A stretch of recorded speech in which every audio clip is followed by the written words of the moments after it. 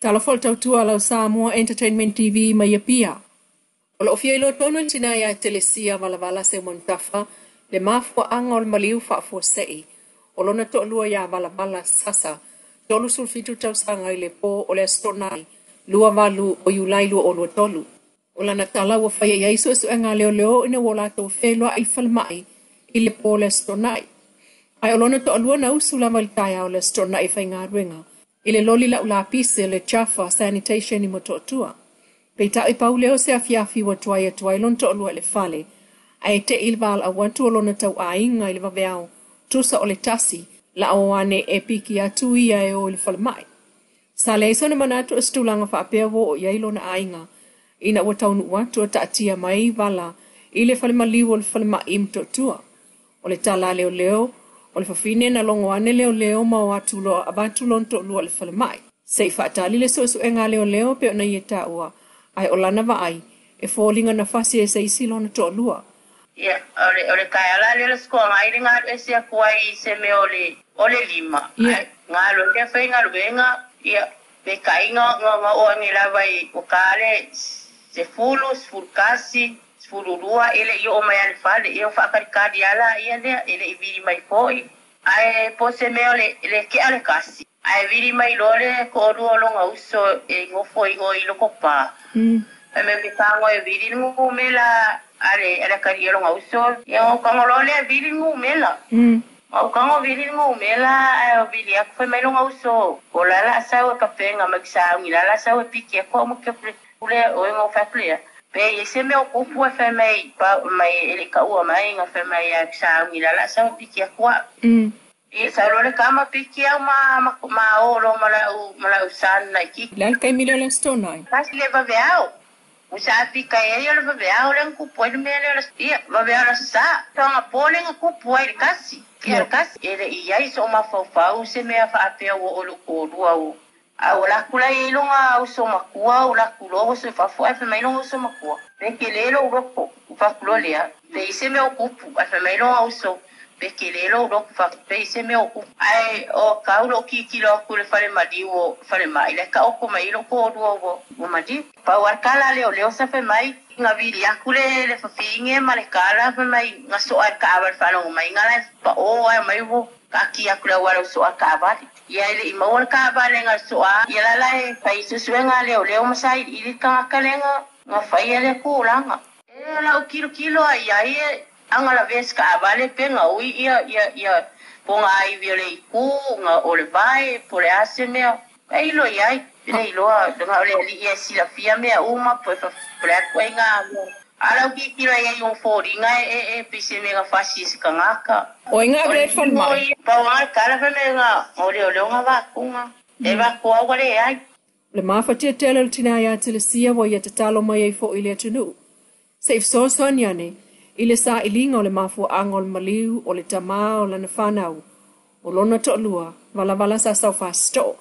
Tol so fito sangal matua wa maliu au tu ol tina mona lo to ono. E le tala mai leo sa no le fiongal kom sina tanga leo fal pui. Ina wo tato fesilingia au longo tino Filipo. O lo su ele ave ta'avalo le hit and run. Po le tangata leana la vea ile ua maliu masola ese. I lumo le tikalicious ila lovaya. Mai lo fa awau su e ngā leo.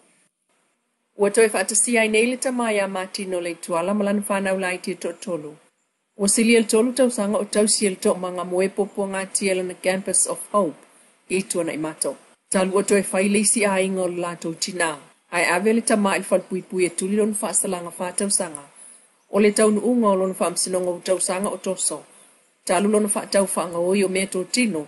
Alim tanga ruenga wa onga. Peita ina ta ua le tama le tātou whaatau noa ngai na ua maulo na awanoa e aso sāma ia itua. Sa ta ua tue mātua o le tina o lana whanau. O le aila na pāanga ai o tamaiti la ua ave ili tō manga. O le whanau e lua tama ta sili teini ni whaamtalanga le tama. Na ngā telewa ai ila na whanau whato a lua tau sanga o lana wi. Le masina o matu o tau sanga nei na mangalo mai e tua. Sali i whaingo fiela na tau mo whaingai whaafo i ane, lana whanau i a teia. E le ngātai na nuti mo moia lo na alofa fia mafuta i tamaiti. Ai ua mumusu tamaiti o ane i a teia. Talu le sa alotonga ma le leitele O le tausinga no lātou maua I tutonu le loto ale Campus of Hope. Pei tai o le taimi nei ua matua mawhana, lana mawhitanga malana whanau I lo lātou ainga fau. Na angalele iane ia te ia a o whale pui pui, le fo ua batu I ai malana whanau. Na ua mauti noa le to manga I saonga le mua I tamaiti. Na tala noa il tamai a matino, ua ia moli mawina e ala I lana whanau, malo lātou ainga fau. Le alofa o le atua, mai a whaaftai ai, le pūlenga le to manga il taimi atoa na tausi ai lana whanau. Mai a vi ia fo I le atua I mātua whai, wa avatu mo ia malana whanau.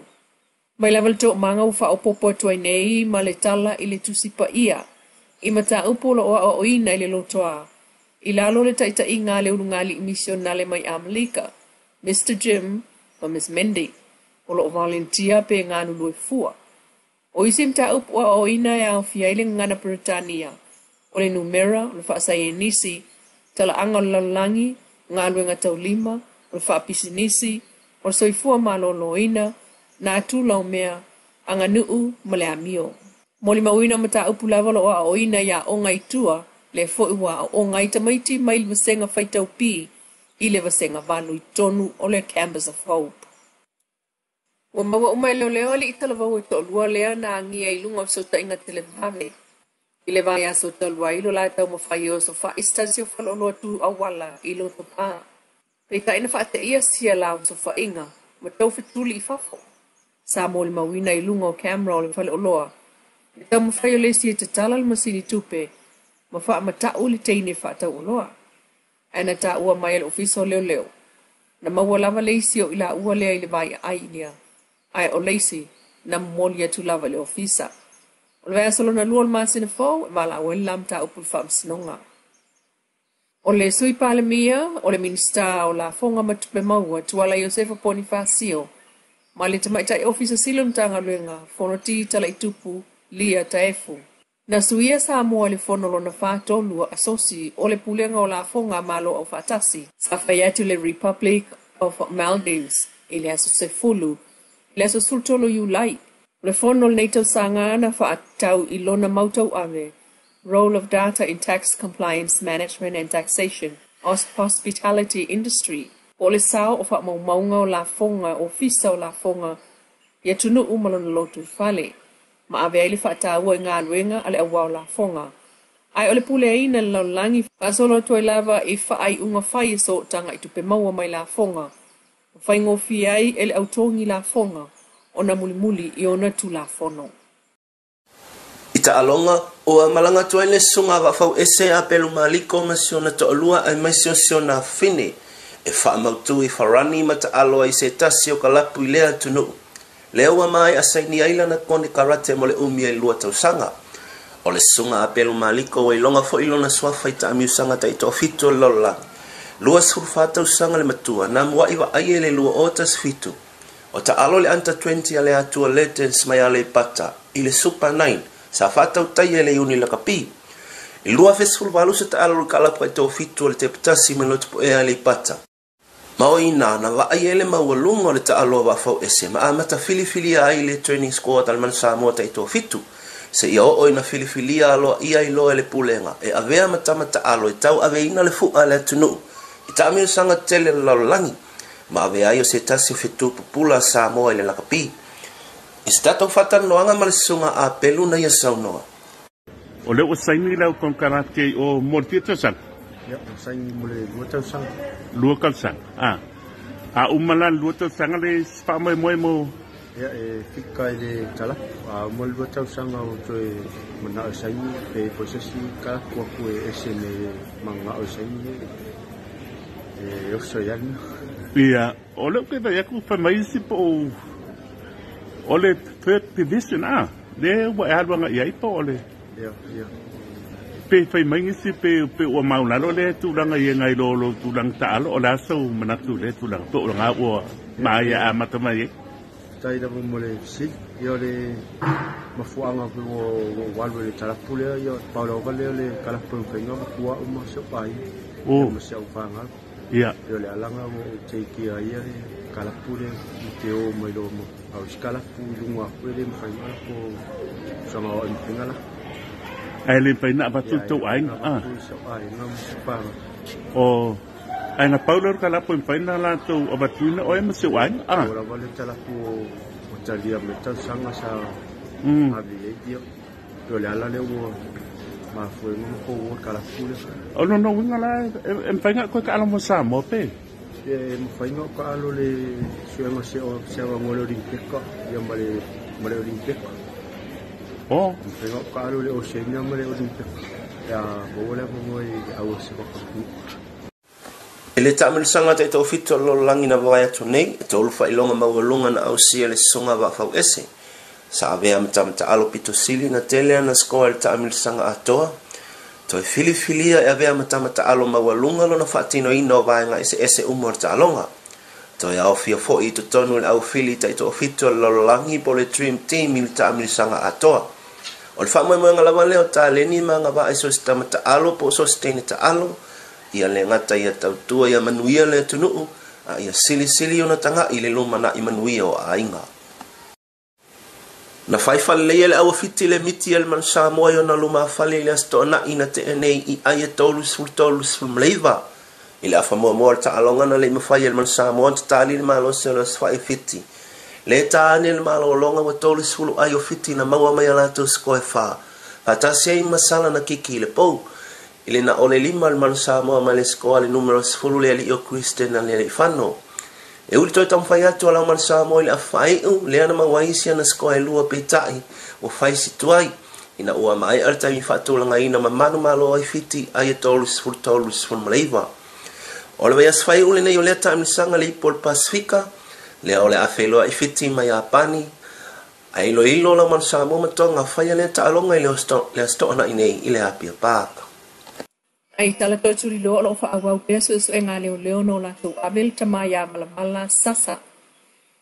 Ile flema il pole sto na ina te nei. Ile tali mai el komisina mtanga longo leo awa pa aulongo i tino Filipo. Olo o su e le avita vale na la bea ile tamalea. Vala awa tu leo na ua mawane il tama ile awala. O lumol fale e ngai la luvaya. Lea na mawa e leo le tino. O le tamaya vala e pe unta ua awa pa au. Ma vatoi lava il falmai peitai. Na ta ual tina ya telesia vala. O le te ol tasi le pole sto nai. No o toi li falmai na ua longo aneia. O le tamaya vala e tolu lua tau sanga no fua alii.